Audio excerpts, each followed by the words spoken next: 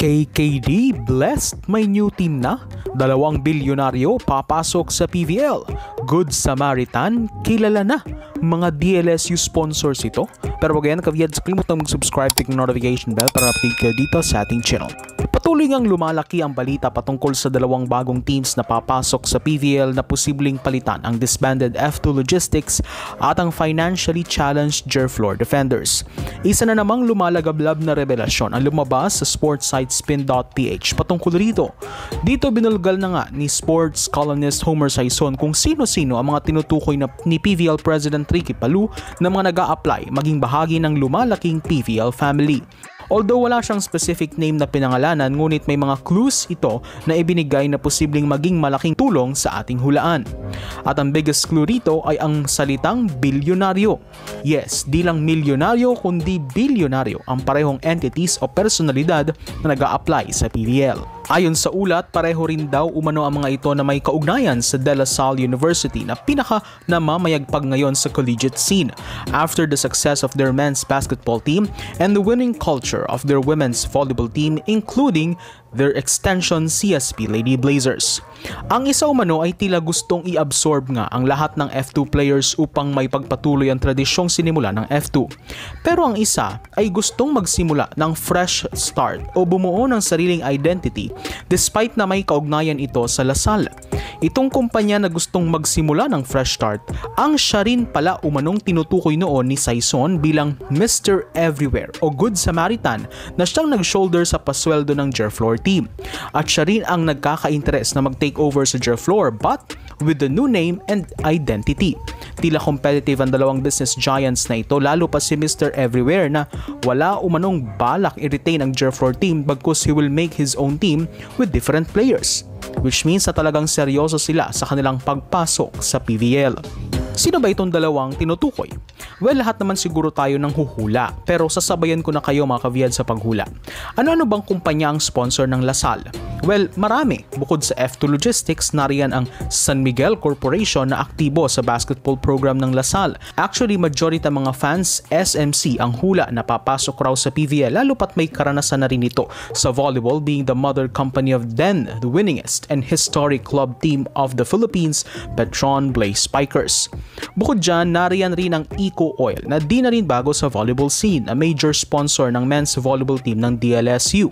At ang pinakahuli, ang pinakahiganting port operator sa Pilipinas at marahil sa buong mundo, ang ICTSI o International Container Terminal Services Incorporated na siyang may hawak ng pinakamalalaking pier sa Pilipinas at sa iba't ibang panig ng mundo.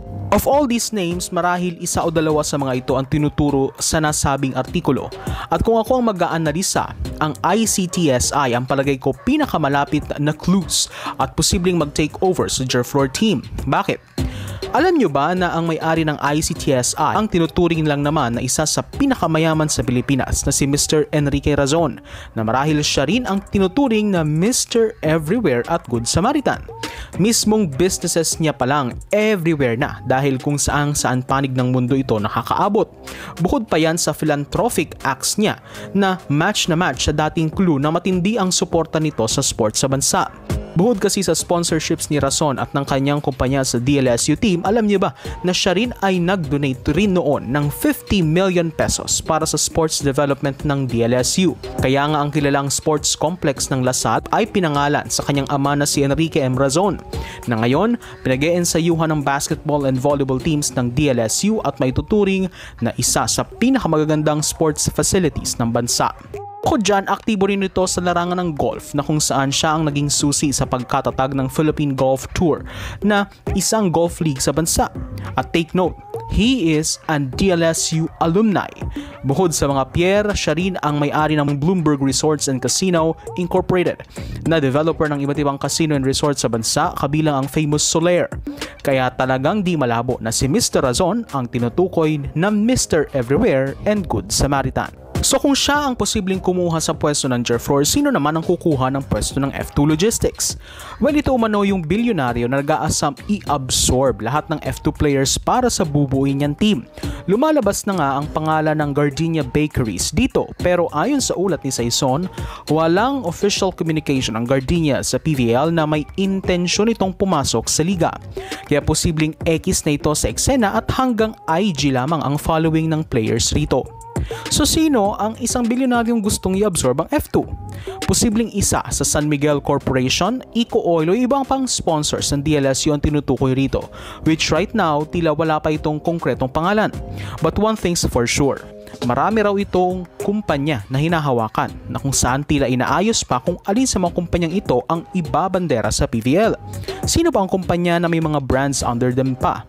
I think we all know the answer. Ngunit paglilinaw lamang mga ka-Vieds, ito ay mga wild guesses lamang natin mula sa artikulong lumabas at maghihintay pa rin tayo ng official confirmation mula sa PVL.